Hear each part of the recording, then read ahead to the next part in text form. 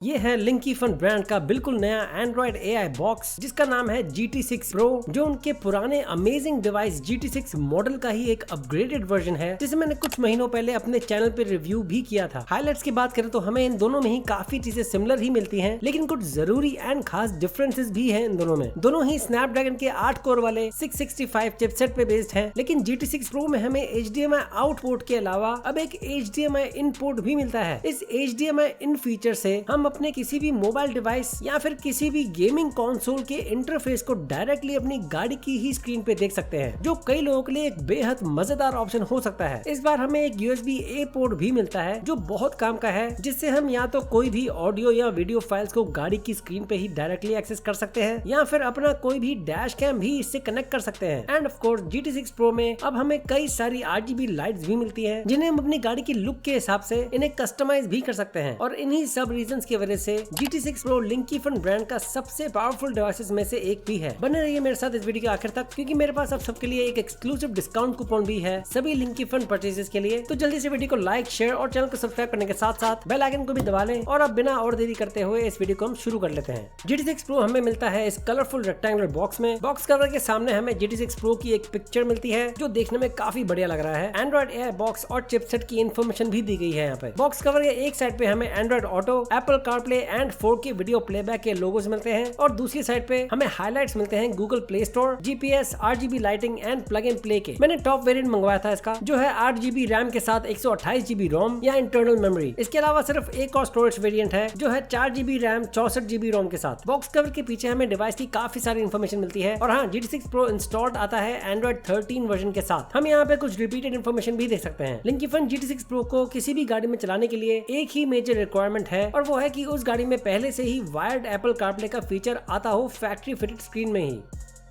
Box के अंदर हमें मिलती है एक डिटेल यूजर मैनुअल कुछ डिफरेंट लैंग्वेजेस में, जिसमें डिवाइस के सभी फंक्शंस दिए गए हैं काफी डिटेल में। फिर हमें एक छोटा सा बॉक्स मिलता है जिसमें सभी केबल्स मौजूद हैं। 2 USB केबल्स मिलती हैं, जिनमें से एक है टाइप C to C और दूसरी है टाइप C to A। एक HDMI मिनी अडेप्टर केबल भी मिलती है, जिसको हम दोनों HDMI in and HDMI out feature में यूज कर सकते हैं। और एक non braided bypass power cable भी मिलती है, जो USB type A to C cable के साथ यूज होगी। मैं इसको डिटेल में समझाऊंगा जब हम इसे मेरी गाड़ी में इंस्टॉल करेंगे। एंड ऑफ कोर्स हमें मिलता है GT6 Pro।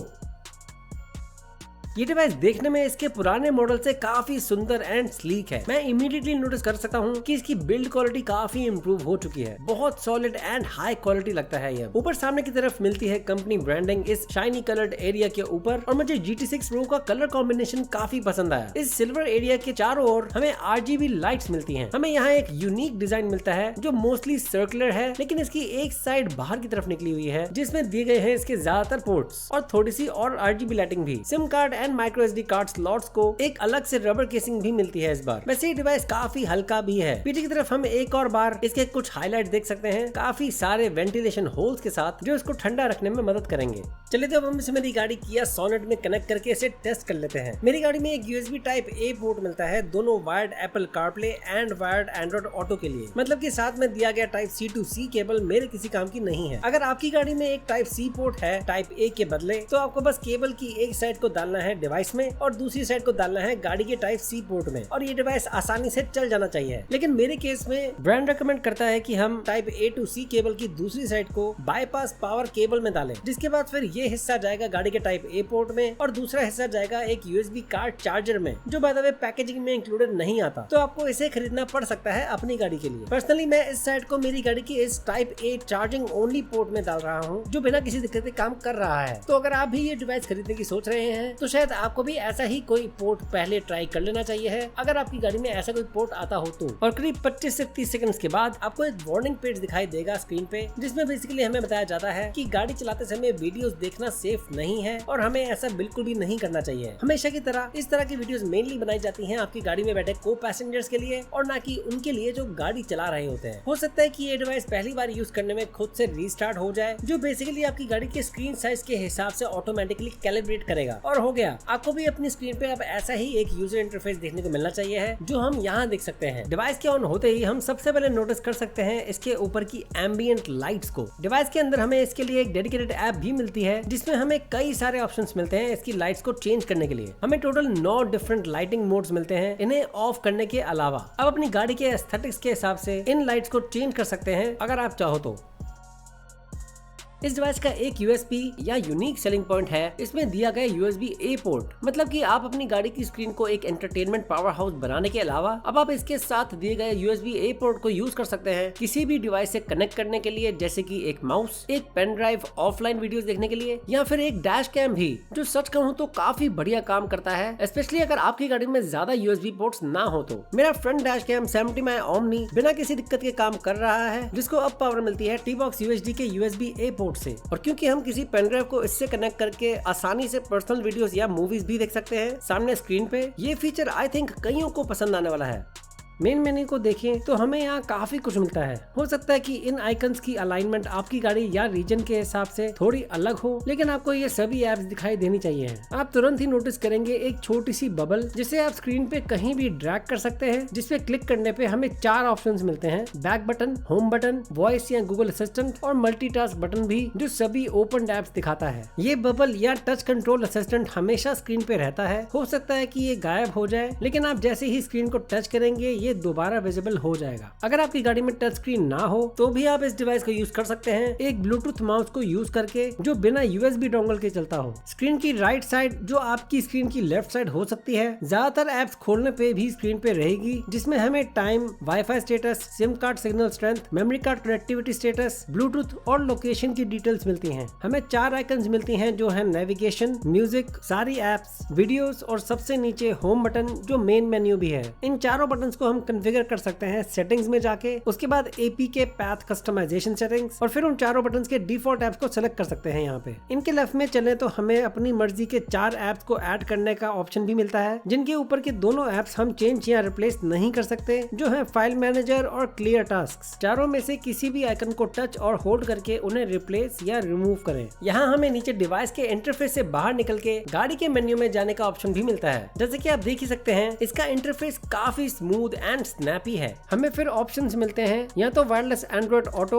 या फिर वायरलेस एप्पल कारप्ले का भी। हम करंट डेट और टेम्परेचर रीडिंग्स भी देख सकते हैं, जो देखने में एक विजेट की तरह है, जिसमें हम रीडिंग्स को चेंज कर सकते हैं सेल्सियस या फ़ारेनहाइट में भी। हमें क्विक स्विच बटन्स मिलते हैं, वाईफाई, हॉटस्पॉट, सिम नेटवर्क को ऑन ऑफ करने के लिए, और एक ऑप्शन भी जिससे हम स्क्रीनशॉट ले सकते हैं। हमें 10 सेकंड्स मिलते हैं किसी भी ऐप को ओपन करने के लिए, ताकि स्क्रीनशॉट कैप्चर हो सके। फिर हमें एक विजेट मिलता है म्यूजिक प्ले करने के लिए। अगर ऊपर स्वाइप करें तो आपको सभी एप्स दिख जाएंगी, जो बिल्कुल इस बटन की तरह काम करता है जो राइट साइड पे दिया है। और अगर आप लेफ्ट में स्वाइप करते हैं तो आपको सेटिंग्स के साथ साथ कुछ और भी एप्स मिलेंगी। अगर आप कोई नई एप्स डाउनलोड करते हैं तो उनके भी शॉर्टकट्स आपको यहाँ मिल जाएंगे। जैसे कि मैंने पहले कहा, हमें यहाँ ऑप्शन मिलता है अपने मोबाइल डिवाइस से वायरलेस एंड्रॉइड ऑटो या वायरलेस एप्पल कारप्ले चलाने का। आपको दिखाने के लिए मैं अभी अपना सैमसंग S24 अल्ट्रा कनेक्ट कर लेता हूँ। कनेक्ट करने के लिए आपको अपने फोन में सिर्फ वाईफाई और ब्लूटूथ को ऑन कर लेना है और फोन को डिवाइस से पेयर कर लेना है। और ठीक ऐसे ही बड़ी आसानी से अब हमारे पास है वायरलेस एंड्रॉइड ऑटो। इसमें सभी एप्स बिल्कुल वैसे ही काम करती हैं जैसे कि वायर्ड एंड्रॉइड ऑटो में काम करती हैं, और लेटेंसी भी कम से कम मिली मुझे टेस्टिंग में। आईफोन्स भी सिमिलर तरीके से ही कनेक्ट होंगे। यहाँ मैंने अपना आईफोन SE कनेक्ट किया हुआ है आपको दिखाने के लिए। चलिए अब जल्दी से इस डिवाइस में दिए गए कुछ जरूरी एप्स की फंक्शनैलिटी को चेक कर लेते हैं। इसमें सभी बेसिक फीचर्स अच्छे से काम करते हैं, जैसे ही किसी को कॉल लगाना या उठाना डायरेक्टली इसमें डले हुए सिम कार्ड से, या फिर मैसेजेस पढ़ना या भेजना भी। वीडियो स्ट्रीमिंग एप्स जैसे कि नेटफ्लिक्स या यूट्यूब भी बिल्कुल बढ़िया काम करती हैं, जो गाड़ी चलाते समय भी यूज कर सकते हैं, जो आपके साथ बैठे आपकी फैमिली के लिए एक फेवरेट एंटरटेनमेंट ऑप्शन होने वाला है। अगर आपके पास कोई भी पर्सनल वीडियो फाइल्स या मूवीज सेव्ड हैं आपके अपने मेमोरी कार्ड में, तो आप किसी भी ऐप को यूज करके उन्हें भी देख सकते हैं, ठीक वैसे ही जैसे हमने पेन ड्राइव लगाते समय देखा था। आप इसमें दिए गए फाइल मैनेजर को यूज करके अपनी सभी वीडियोस, म्यूजिक और फोटोज को अच्छे से सॉर्ट भी कर सकते हैं, या फिर ऐसी ही कोई और ऐप भी डाउनलोड कर सकते हैं। गूगल एप्स और वेज जैसी नेविगेशन एप्स भी बिल्कुल अच्छे से काम करती हैं, और मुझे किसी भी किस्म की दिक्कत नहीं हुई ट्रैवल करते टाइम, मतलब कि जीपीएस सही चलता है। और of course Google play store बिल्कुल वैसे ही चलता है जैसे चलना चाहिए है, जिसमें हम वॉइस सर्च भी यूज कर सकते हैं। ऑलमोस्ट सब कुछ ही सीमलेस काम करता है और एप्स के बीच में लेटेंसी भी बहुत कम मिली मुझे। अगर आप अलग से कोई सिम कार्ड नहीं भी यूज करते हैं तो भी आप इसके सभी फीचर्स यूज कर सकते हैं। आपको बस इसमें वाईफाई ऑप्शन को यूज करना है और गाड़ी में किसी भी मोबाइल डिवाइस के हॉटस्पॉट से इसे कनेक्ट करके उस डिवाइस के इंटरनेट को यूज करना है। और एक काफी प्रैक्टिकल तरीका हो सकता है कि अगर आप इस डिवाइस के सेटिंग्स में हॉटस्पॉट को ऑन कर दें और अपनी गाड़ी में बैठे सभी लोगों को इसी का इंटरनेट यूज करने दें, बिल्कुल एक वाईफाई की तरह, जब भी आप गाड़ी चला रहे हो। मैंने इसमें कुछ हार्डवेयर और सॉफ्टवेयर इंफॉर्मेशन यूटिलिटी एप्स को भी डाउनलोड और इंस्टॉल किया था। इनसे हम ये कंफर्म कर सकते हैं कि इसमें 8 GB की ही रैम मिलती है 8 कोर्स के प्रोसेसर के साथ और 128 GB की ही इंटरनल मेमोरी है। एंड्रॉइड वर्जन 13 चल रहा है इसमें, जिसे हम आगे जाके अपग्रेड भी कर सकते हैं। हमें वाईफाई 5 मिलता है, ब्लूटूथ वर्जन 4+ मिलता है, क्वालकॉम स्नैपड्रैगन 665 चिपसेट जिसमें एक 1.8 GHz की क्वाड कोर चिप है और एक 2 GHz की क्वाड कोर चिप, और फाइनली करंट टेम्परेचर रीडिंग्स इस डिवाइस की और इसके सभी कंपोनेंट्स की भी। गेमिंग की बात करें तो हम बड़ी आसानी से किसी भी ब्लूटूथ कंट्रोलर को पेयर कर सकते हैं, जैसे मैंने किया है यहाँ, जो ज्यादातर बच्चों के लिए बेस्ट ऑप्शन रहने वाला है। बहुत यूजफुल ऑप्शन है ये अगर आप अक्सर ट्रैवल करते हैं अपने बच्चों के साथ, जिससे वो गेम्स खेलने में बिजी रहेंगे और आपको किसी भी तरह की डिस्ट्रैक्शन भी नहीं होगी गाड़ी चलाते समय। उस केस में सिर्फ एक ही डिस्ट्रैक्शन हो सकती है आपको, और वो है आपकी गाड़ी का वॉल्यूम या साउंड, क्योंकि इसमें सभी एप्स और गेम्स गाड़ी के स्पीकर्स ही यूज करते हैं, लेकिन उसका भी कंट्रोल आप ही के हाथों में होगा सारा टाइम। और जैसे कि आप देख सकते हैं गाड़ी की स्क्रीन पे हिल क्लाइंब रेसिंग बिल्कुल स्मूथली काम कर रही है मेरे पेड ब्लूटूथ गेम पैड के साथ, जो है कॉस्मिक बाइट का क्वांटम गेम पैड। बाकी की गेम्स भी इसी तरह काम करनी चाहिए है अगर वो भी गेम पैड सपोर्ट करती हैं तो। ऑफ कोर्स आपके पास हमेशा हायर ग्राफिक्स के गेम्स प्ले करने का भी ऑप्शन रहेगा, और एमुलेशन गेम्स भी इस सेटअप पे बहुत ही बढ़िया काम करेंगी, जिसके लिए मैं आपको एक वायरलेस गेम पैड ही यूज करना रेकमेंड करूंगा। पर्सनली मैंने इन गेम्स को ज्यादा एंजॉय किया थोड़ी सी बड़ी स्क्रीन पे।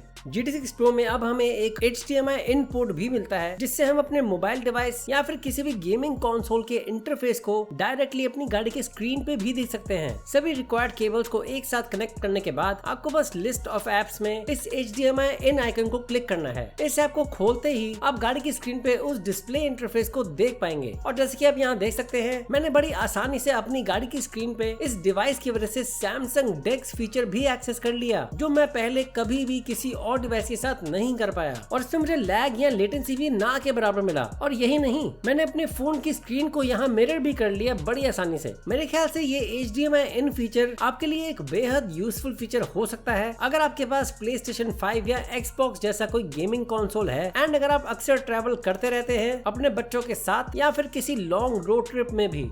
जैसे कि मैंने पहले बताया, हम GT6 Pro को किसी भी एक्सटर्नल मॉनिटर से कनेक्ट कर सकते हैं उसे एक स्मार्ट मॉनिटर बनाने के लिए। यहाँ मैं HDMI आउट मोड को डेमोन्स्ट्रेट करूंगा इस सिंपल मॉनिटर के साथ। ये एक स्मार्ट मॉनिटर नहीं है, लेकिन अगर आप चाहें तो कोई भी स्मार्ट मॉनिटर या स्मार्ट टीवी भी यूज कर सकते हैं।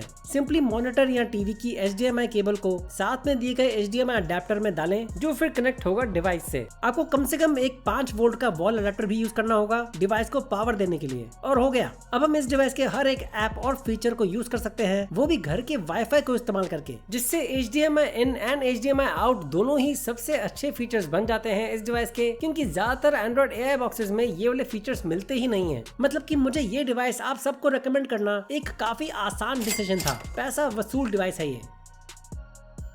GT6 Pro को आप लिंकी फन की ऑफिशियल वेबसाइट से खरीद सकते हैं। आप अपने रीजन के हिसाब से सही ऑप्शन को सेलेक्ट करना बिल्कुल ना भूलें। मेरा एक्सक्लूसिव डिस्काउंट कूपन हेरिडेबिलिटी यूज करें 15% का डिस्काउंट पाने के लिए लिंकी फन के सभी प्रोडक्ट्स पे। जिस वक्त ये वीडियो रिकॉर्ड हो रही है ये डिवाइस अवेलेबल है $238 या करीब 20,000 रुपए का, और मेरा डिस्काउंट कोड यूज करने पे आपको भारी डिस्काउंट मिलेगा करीब 3,000 रुपए का। GT6 Pro के अलावा भी आपको ऑफिशियल वेबसाइट पे कई सारे यूजफुल कार एक्सेसरीज मिल जाएंगे देखने के लिए। रेफरेंस के लिए मेरा GT6 Pro मुझे करीब 10 दिन में ही डिलीवर हो गया था बिना किसी दिक्कत के। कंक्लूजन में GT6 Pro बहुत ही कमाल का गैजेट है आपकी गाड़ी एंड घर के लिए भी, और एक फैंटास्टिक परचेज हो सकता है अगर आप मेरा डिस्काउंट कोड यूज करें तो। और इसी के साथ हम पहुंच चुके हैं इस वीडियो के अंत पे। उम्मीद करता हूँ आपको ये वीडियो इन्फॉर्मेटिव लगी होगी। मिलते हैं बहुत जल्द अगली वीडियो में, तब तक अपना ख्याल रखें। बाय।